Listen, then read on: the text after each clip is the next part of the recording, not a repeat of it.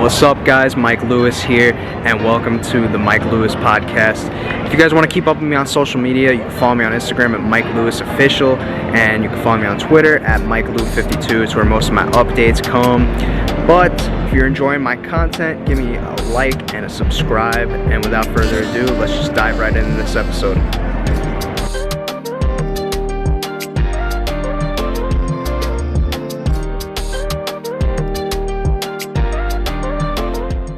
All right. Well, Mr. Preston, Charles, how are you doing? Thank you for coming on the show and taking the time to do this.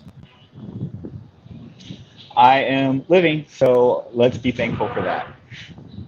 I know. It's been a crazy ride this past year or so. I was going to kind of ask, because it's been a while since we've heard from you, obviously. I was going to ask what you've been up to in recent years, if you could kind of briefly summarize for me.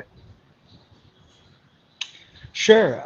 So I am a community activist. I spend a lot of time in different communities trying to help them realize their true potential. I also own my own business. It's called Placemaking Space, where I do reorganizing and things of that nature. I just try to keep busy and keep my head down and try to fight for this grand notion of equity or racial justice or something of those lines. Yeah, for sure. There was an article a few years ago, though, by the New York Times. I was going to kind of ask and piggyback off that, ask you to talk a little bit about that situation with what you were going through and dealing with. Maybe how are you doing now? Is everything kind of more situated for you? So let's talk about that for a second. What's interesting about that article when it came out is that it really kind of delved into what I was going through at that particular moment in my life. It didn't really tell anything about the backstory, about what happened with Viacom, which is the parent company of MTV, which some really truly despicable things happened. I think moving out of that, it was a really great life lesson for me. Not that I wanted to go through that, obviously, but I think I needed to go through that to change the trajectory of my life. And really kind of focus on what's important. For me, it's helping others. During that particular time, I dealt with a lot of mental health issues, things that I just had repressed, didn't want to think about, weren't necessarily on top of my priority list. And so and then moving out of that, I went back to school. I'm still in school. I'm like forever in school. I study decolonization studies. So it was a harrowing experience, but I am ultimately happy that happened. I now see life in a different perspective, and I'm doing as much as I can to help people as much as I can whenever I can. If you're comfortable sharing, how did that stem with you kind of in that little bit of a rough patch, if you call it that, with how all that went down? You mentioned Viacom. What part did they maybe play in it? So without actually going into too much detail into the weeds of it, because I don't necessarily want to relitigate the past of what happened, I had just returned home from Argentina. I had lived in Argentina for about 9 months or so, almost a year. And then when I came home, I was in contact with specific producers. They know who they are. They have to deal with what they did to me. And then from there, it kind of snowballed. I lost my apartment. I moved into a sublet. I had bed bugs. I started staying on people's couches. I couldn't find work. It was like this whole series of unfortunate events that kind of just led me to where I was. And then I had to really kind of dig my way out of that. Also just because, I don't know. There's a specific type of racism you deal with in the United States, especially when you are a person of color and you've had this life in television. One of the things that still I get so upset about to this day is if you go to my IMDb, on my IMDb, there's a photo of a black man that's not me, and then they have me in a picture with a cop. I've tried to contact Amazon numerous times to get that taken down. I can't do that. Viacom is the one who has to do that. MTV or Buno Murray Productions, they're the ones who have to do that. And to this day, I still can't get them down. So if you search me, only when you get as one of your first things that you see about me, it also therefore taints future employers or anyone else's ideas or notions about who I am as a person. And granted, I mean, all the things that happened, that was 11 years ago. I am no longer that individual. And I think that people don't necessarily keep that in mind when they watch these shows, these reality shows. They think, oh, that person that's on that screen must be that true life person. And ultimately, and quite typically, that's not the case. You get an edited version of yourself, what the executives would like to portray of you, and then that's what they put out in the world. And whether or not that correlates or corresponds with who you truly are doesn't really matter to them. What matters to them is the ratings. How are they going to get eyeballs on you? So, yeah, I mean, there's a whole slew of reasons why I ended up homeless. Not all of them were Viacom's or MTV's fault, but they definitely did not help the situation. So did them or anybody that maybe you particularly knew from doing shows with, did they know your situation, or did they reach out, or did you just kind of try to handle that situation on your own? I had made a very cognizant decision about what I was going to do. I didn't want help from anyone. My family didn't even know where I was. They like spent 2 years calling police stations and hospitals trying to figure out where I was in the world because I fell off a cliff. I just stopped communicating with people.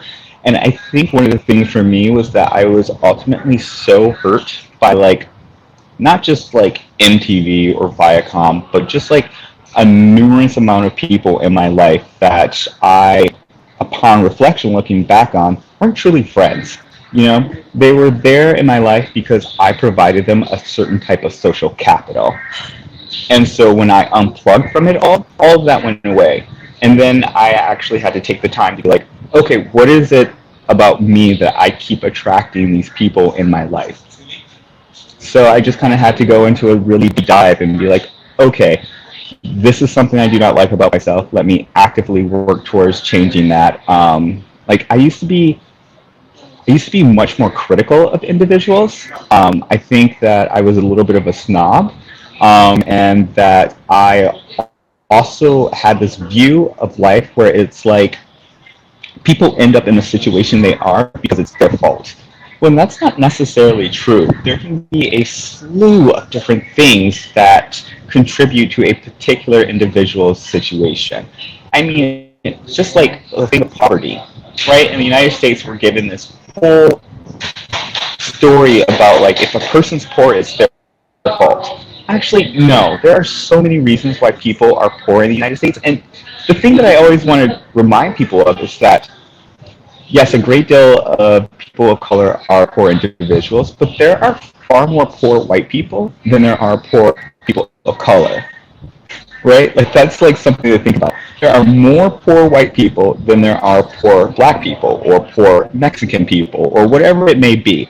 And so it's not that these people are poor because of bad decisions. It's people are poor because of the systems in place that continue to oppress us all.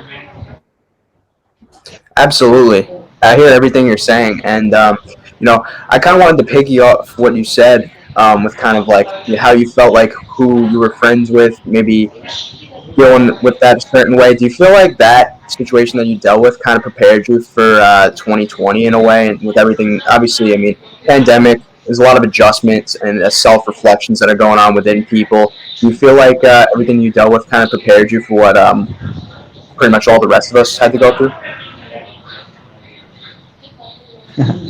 Yeah, it's funny because I say this to some of my close friends, and I have like three friends at this point in my life that I keep around me. But I tell them, I'm like, oh, I've been quarantining since like 2015. I mean, I really have been in this mode of isolation and kind of just like keeping people away from me and just like focusing on myself and like what it is I want in life and again how I can do as much good as I possibly can, how I can reduce the amount of harm I put into the world. So yeah, the whole experience of being, the whole experience, right, of like being on these television shows and like getting to see myself on TV and then be like, oh God, that's awful. Why would I say that? Why would I do that? And then being homeless and being like, oh well, I'm literally outside of society. I am like right there in purgatory, right? Because like purgatory is just like that moment. It's not hell. It's not like this world. It's just like something other. Um, so yeah, But I do want to transition now into kind of like how that aforementioned start on TV came about. I always like to get guest casting stories. Could you maybe talk to me and walk me through what you were up to prior to Real World and how that led to you getting onto Real World New Orleans with your casting story? yeah, sure. So here's something people don't know about me. Before I got onto the real world, I worked for a cyber defense company called Core Security Technologies. And I had like this really fun group of individuals that I was around. I lived in Boston at the time. And so we called ourselves the Rave Social, right? And like this was just like me in my early 20s. We ran around Boston in underwear and like bedazzled classes and stuff like that. That was like what I was doing. So the real world had tweeted something, right? This is like the beginning of Twitter, like Yeah. 2000, I think it was 2009, right? Because I was on the real world in 2010. So 2009, they put out a tweet and was like, hey, send us something, get to be in our VIP casting. I was like, oh, sure, I'll send them a quick quip. And I remember the thing that I said to them was, I'm a $1 billion deficit chic. Because we had just like came out of that really huge financial crisis, right? Like for us generation, us millennials, our entire lives have been defined by crises, right? Crisis after crisis after crisis. But neither here nor there. So I said that to them, and they're like, oh, come to our VIP casting. And this is the funny thing that happens. And I think this is kind of a story that a lot of former real worlders will say is that when we went there, so they give you a +1. I took my best friend at the time, and when we got there, they were like, I saw this girl, and she had ginormous breasts. Not like bashing women with big breasts. It was just one of those things where it was just like, oh wow, that's crazy. And then right next to her was Ashley Feldman. Oh wow. And I said to Ashley, and I said to Ashley at that moment before I went into the interview or whatever, I was like, those are out. Those, and I pointed at her lips, are in. Right? And then like fast forward through that whole process, the first day that we get to the house, who do I see? Ashley. Wow. So did she remember you from the audition? Oh yeah, she absolutely remembered me. She was like, I remember you. You're the one who told me that my lips were in. And I was like, yeah, that's weird and funny. So yeah, and then it was like the typical thing that everyone else explains. Like you go through this process, there's a semifinal, there's a final round, and then they called me December 23rd, 2009, and told me that I made it to the real world. And I was like, yeah, the real world. This is like something I've wanted to do since forever. Just So because like for me, for me, I had saw a few of the seasons. Like I remember Pedro. Like Pedro was huge, like instrumental to my life because that was the first time that I saw like a queer man of color anywhere. Like that was the first time I was like, oh look, there's a whole different way of being. I mean, his storyline terrified me because I think I saw that show when I was maybe like 7.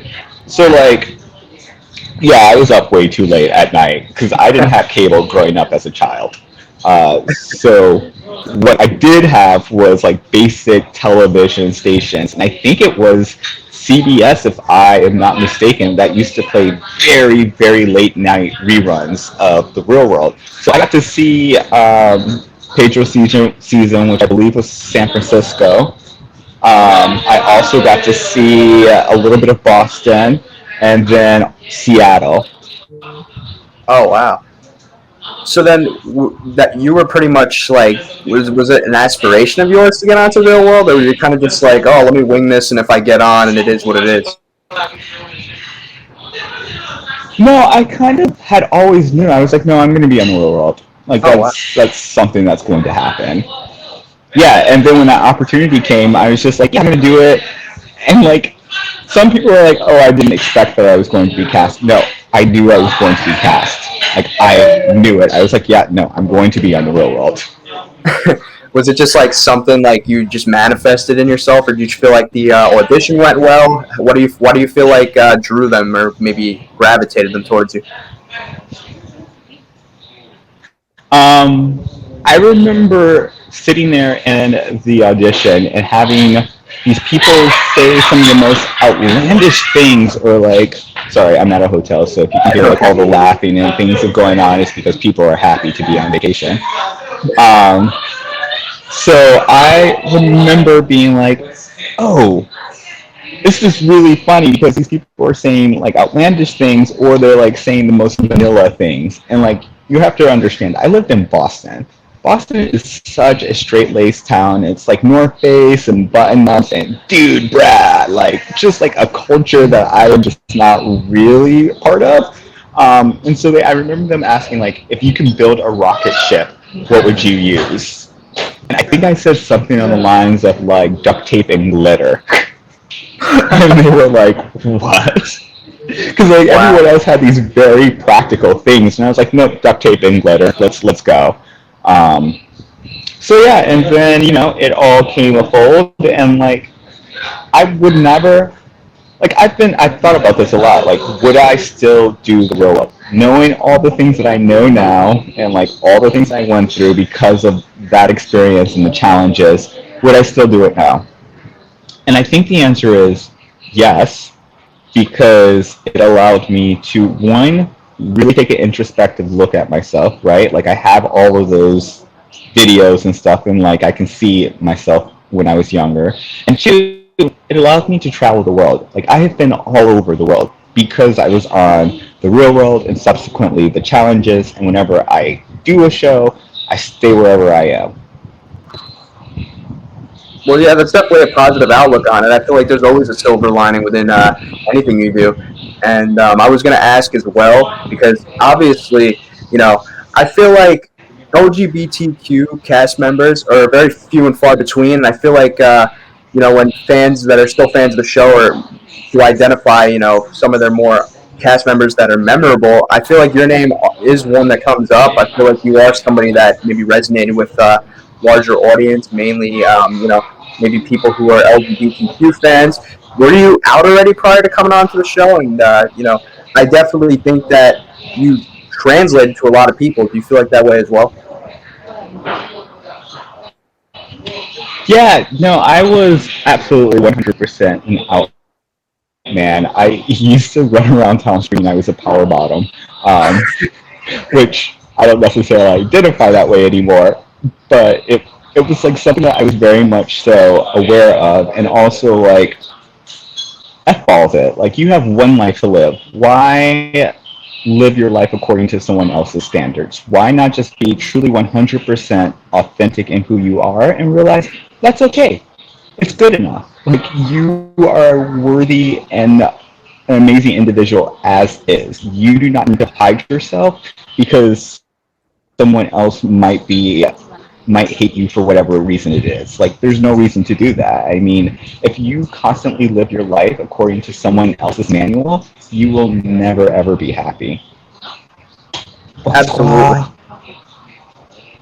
I do want to ask though a little bit though, because this was kind of a big thing from your season of Real World. What was the deal with Ryan Leslie from your season? I know that he butted heads with most of you guys.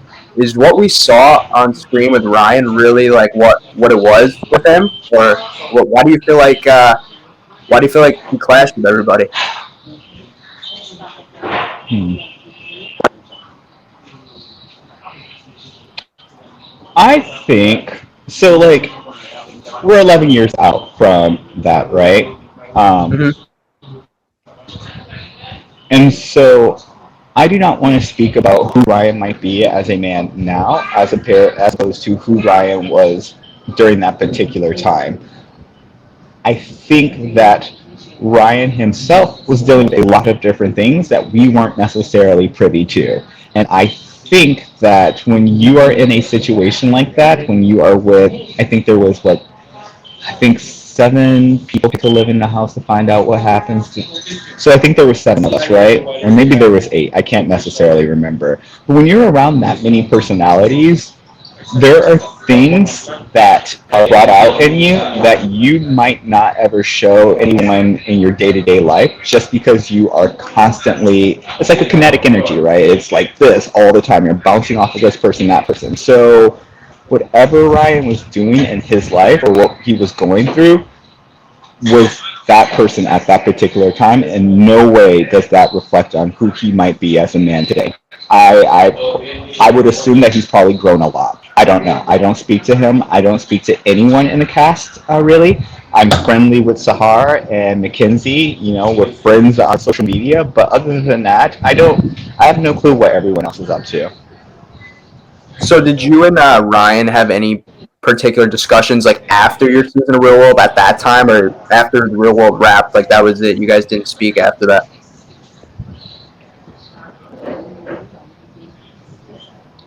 Well, it's funny because Ryan and I were supposed to be on the first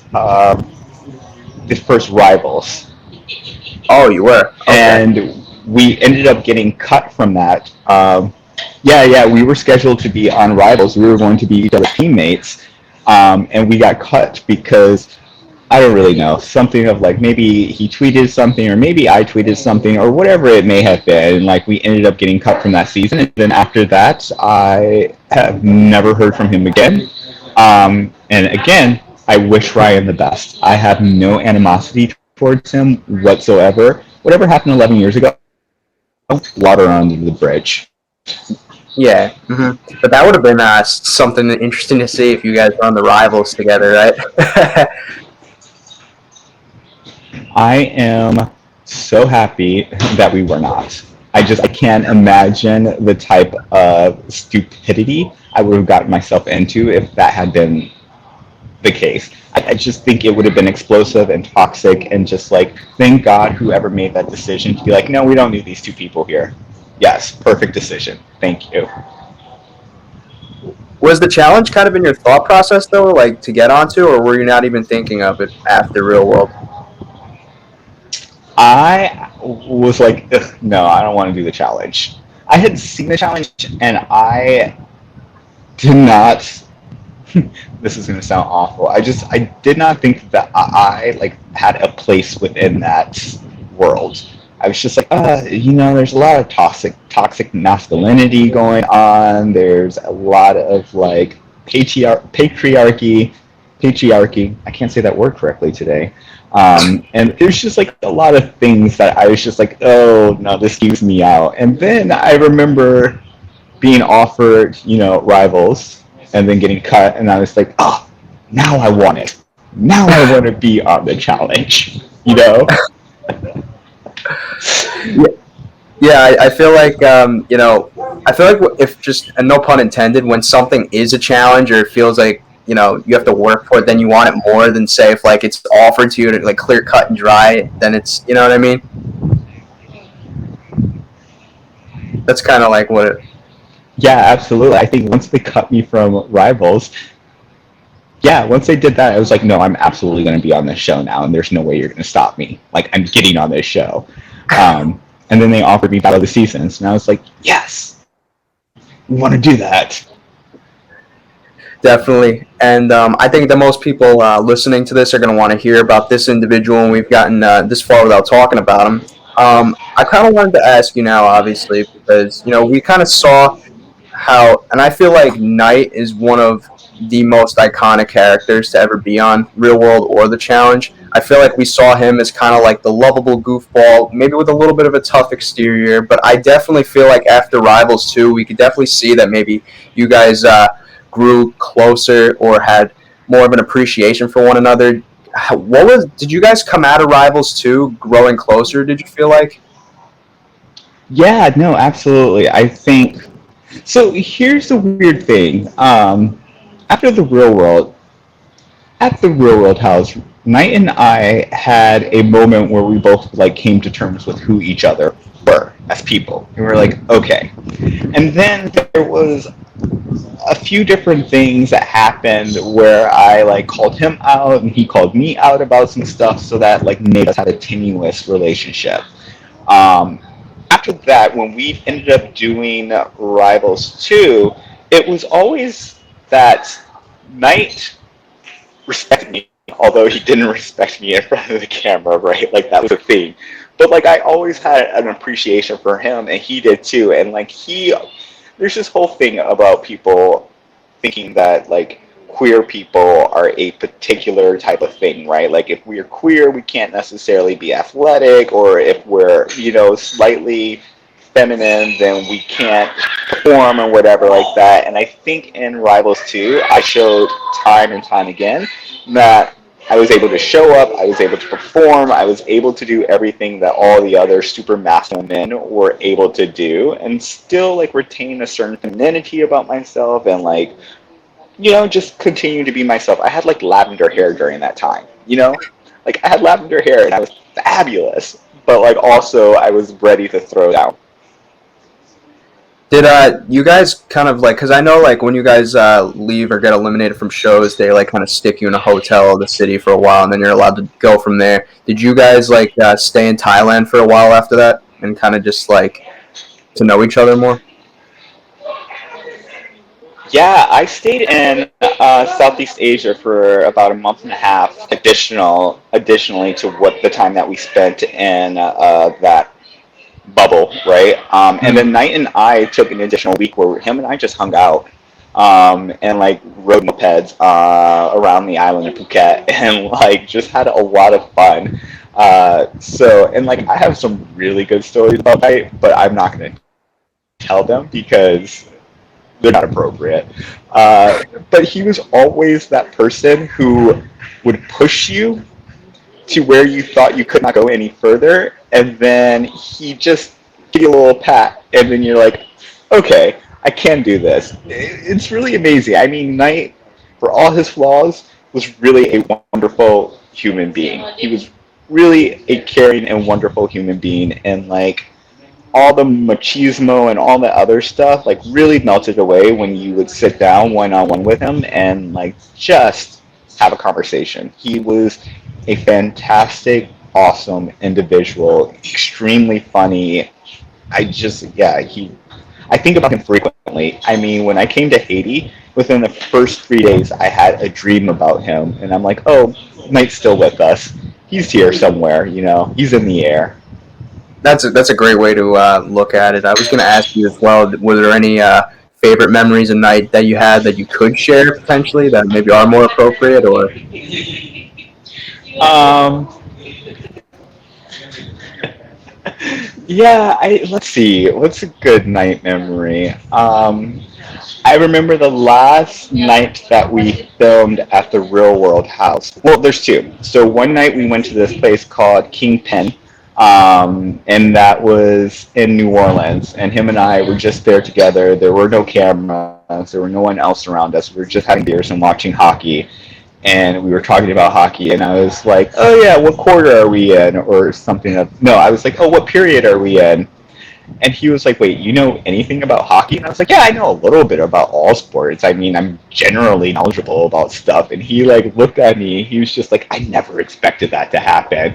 And I'm like, "Well, I can know some things." And I was like, "Yeah, I know that there's three periods, right? And like that you're supposed to hit the royal black thing," which I thought was like slightly racist or whatever. But he was like, "Wow. Okay, Preston." And then also the last night that we filmed, we were at the fly, and I remember looking out on the sunset. It was me and all the other castmates, and Knight was there, and it was just like the sense of like we are this really strange, bizarre family in this moment, and like yeah, that was like a great memory of Knight. Mm-hmm. And I definitely do want to now kind of piggyback off of what we talked about before with you kind of performing, obviously. And I definitely think that, and a lot of people would definitely agree with me, I'd have to say, like, you were definitely doubted a little bit, but I definitely think that, at least in your last two seasons that you did, you were very underrated, in my opinion. Like, I felt like you performed, like, for most of that two-season stretch that you had of Rivals 2 and Free Agents. Do you feel like you didn't get enough respect as a competitor?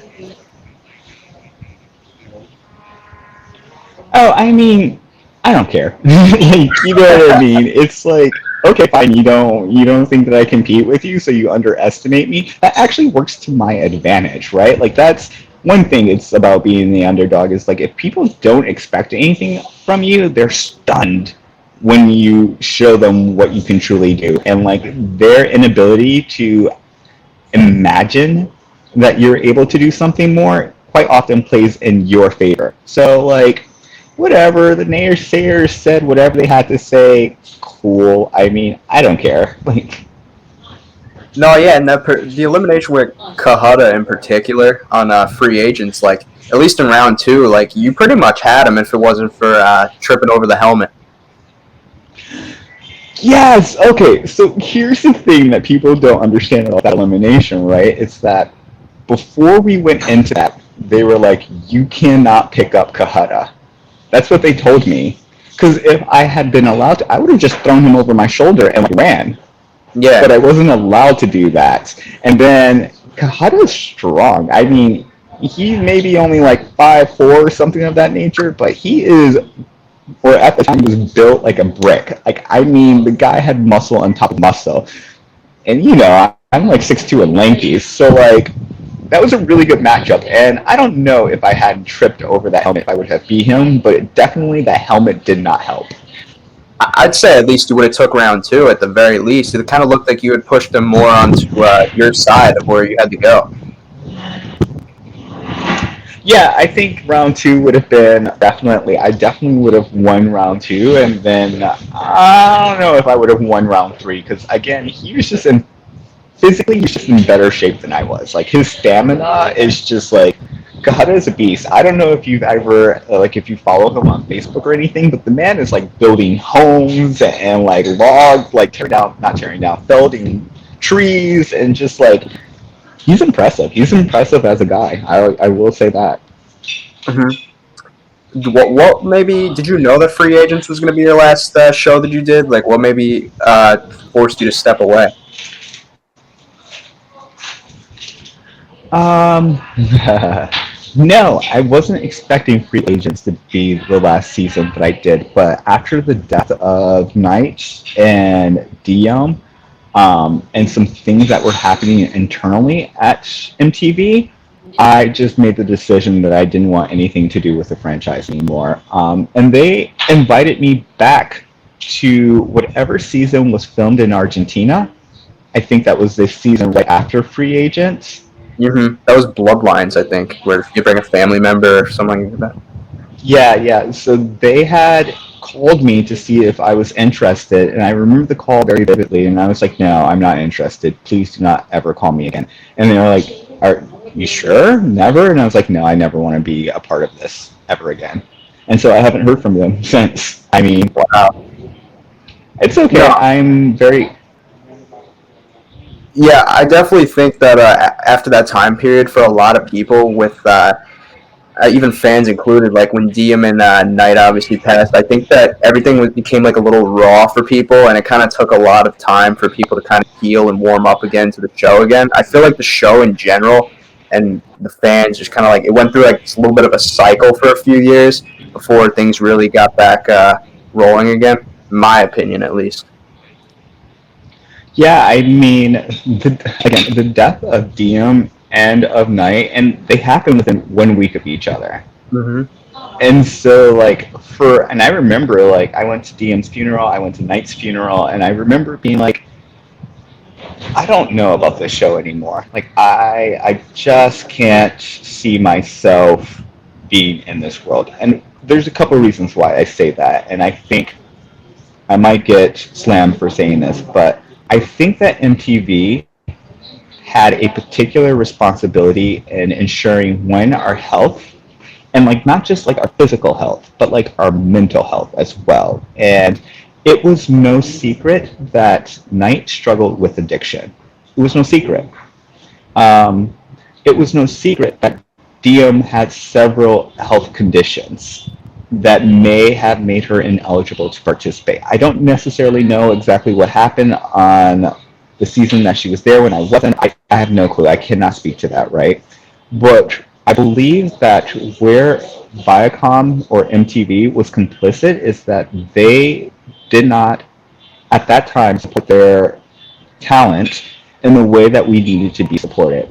I mean, for me, like, I was diagnosed with chronic depression and then severe anxiety. I'm like borderline bipolar. These are things that Viacom, MTV knew about me before I even knew about it. Um, so again, it's just like they did not live up to a standard where they treated talent equitably and then also made sure that like these people are sharing their lives with you. They're sharing some of the most deep and intimate and darkest parts of themselves for exploitation.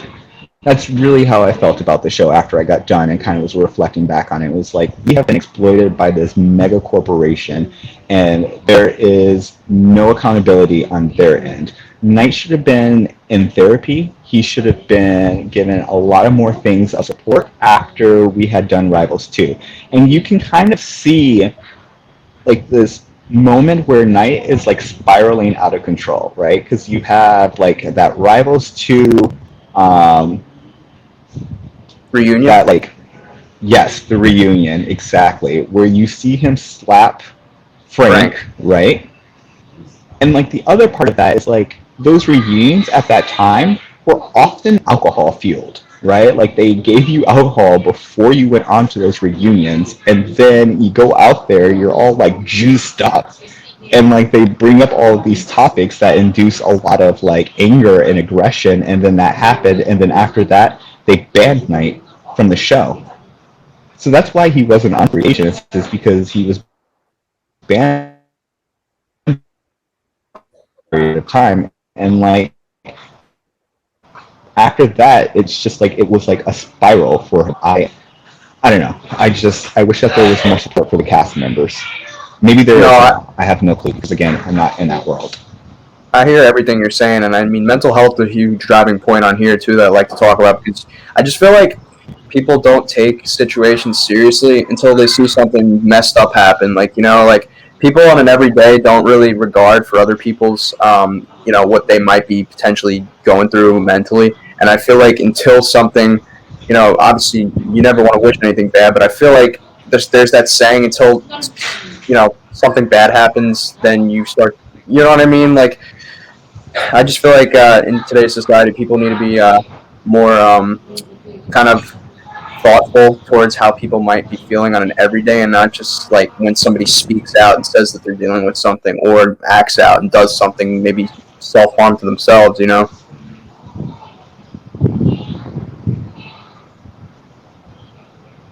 Yeah, I think in our society, like you said, we don't care until it's too late, until someone has attempted suicide or someone has died, right? Like that is like when we start to care. And like the other thing is that whether or not fans know it, what you say, we see. We see all the things that you say, whether it be praise or the really awful stuff.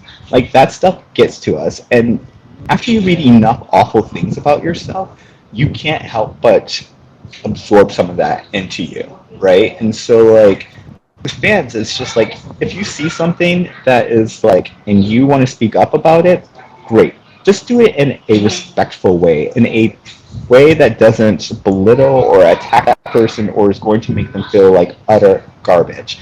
I think there's a real difference between making a critique on someone and just trashing that individual, and especially if that individual is on reality television. Because this is something that I used to tell people a while back. It's like a lot of the behaviors you see on reality television are behaviors of people with mental illness. They might not necessarily know that they have mental illness, but a lot of times the behaviors that are coming out are individuals lashing out or behaving in a way that are quite often um, symptoms of a larger condition. And so if you don't know that as a person who's going on television that you might be suffering from anxiety or depression or any of these other things, borderline personality disorder, any of these things, right? It's exacerbated once you're on television. You are put in these high pressure situations and then you start acting out. Like, for instance, when I was on, so we were in Punta del Este, so we were on Free Agents. I remember when what is her name? Oh God, what is her name? What is her name? There was a moment where a black woman, Devin, Yeah. right? So there's this really amazing moment where Devin decides that she's no longer going to wear weave, she's going to do her natural hair. And I remember Devin saying to me, I'm going to do this. I would like you to attend this little ceremony thing that I'm having. And like, I was so deep in a deep depression while I was there in that house, I couldn't get out of bed. I spent an entire maybe week and a half, 2 weeks in bed just because I like couldn't get out of that. And I at the time had no clue what was going on with me. I just knew that I could not do what I wanted to do for her, which was show up and support her at this moment. I just couldn't do it. And it wasn't until like years later, right? Like until I got into therapy. I got into therapy because I was homeless again. I was suffering with a lot of depression. I wanted to kill myself, all these other things.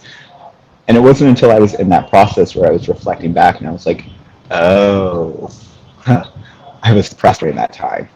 Oh, I was experiencing anxiety about things and like I didn't know how to express it. Like during Rivals 2, there wasn't one day when we were out going to go into a challenge that I didn't throw up. There wasn't one time. Every single time that we went to a challenge, I threw up. And that is an anxiety induced response to like the environment that I was in. But like I didn't know. I just knew that like I was nauseous and I had to throw up, things of that nature. So it's like it's really important for people to understand that people who are on reality television are human beings. We're human. And thank you for sharing all those stories because I think it's important that people who've been on TV, maybe currently on TV, like people see these larger than life titans on their TV screens, but in reality, they're pretty much the same as the people watching it. It's just one of which is on your screen and the other is not. So you should probably just treat others the way that you yourself want to be treated, and then we might make substantial progress as a functioning society.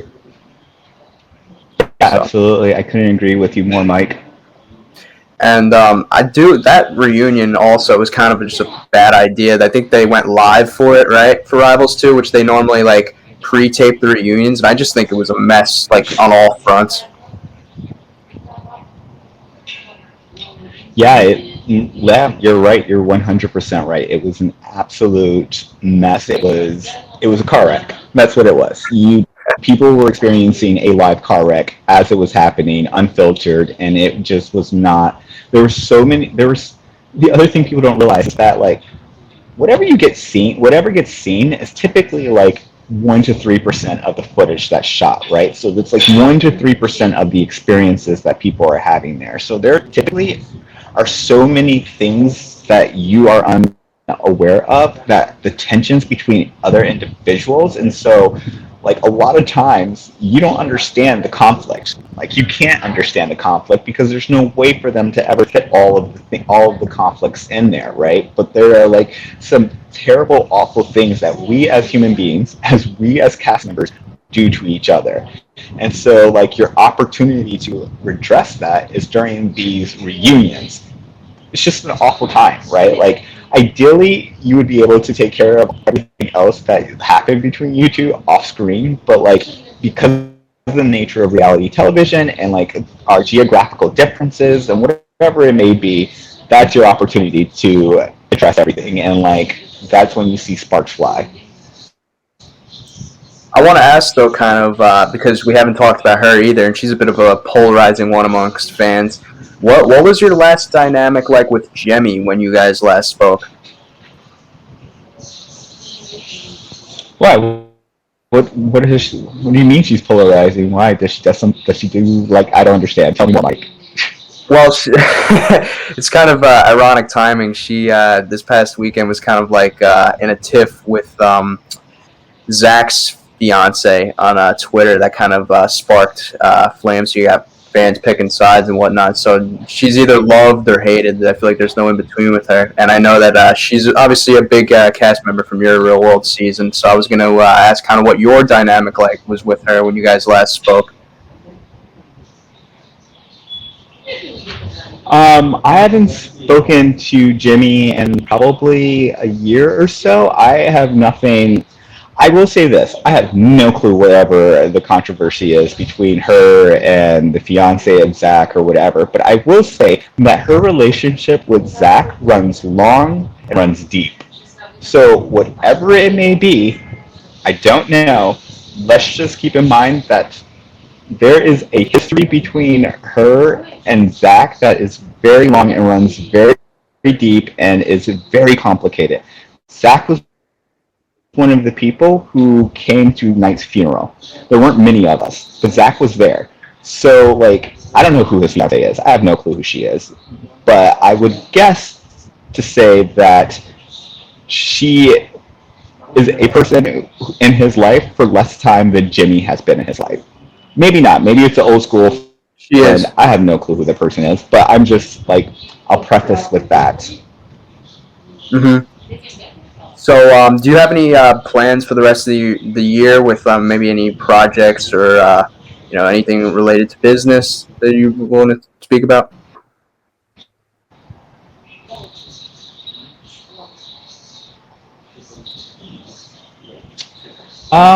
Let's see. Well, right now I'm in Haiti. I am doing a project on the political theory of decolonization. I came to Haiti because this is the first Black republic, the first and only, well, not the first, but the only successful slave revolt in the history of the world. And then on top of that, they have beautiful, amazing historical sites. So I have been here for the last 15, 16 days or something of that nature, taking in the culture, the experiences. I will say this: people often, especially in the United States, love to peg emerging markets, developing nations as dangerous or corrupt. We really need to start thinking about the language that we use about other places around the world. The United States is a dangerous, violent country. It is a corrupt and morally bankrupt country. And for us to continuously cast other nations in that light does not reflect on the people, who they are, or the actual circumstances on the ground. So, with that, I'll say if you have the chance, come to Haiti.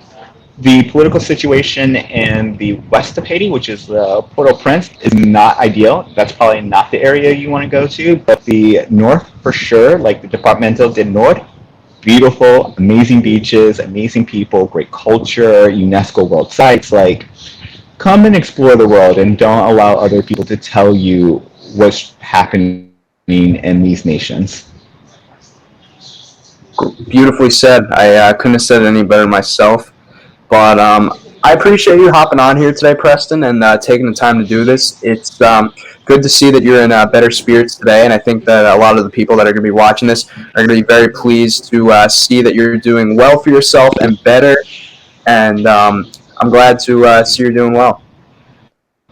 Thanks, Mike. This was fun. I wish you continued success and much joy and happiness, and may the plague of 2020 slash the virus pandemic end at some point, please. Thank you so much. I'll talk to you soon. Thank you. Take care.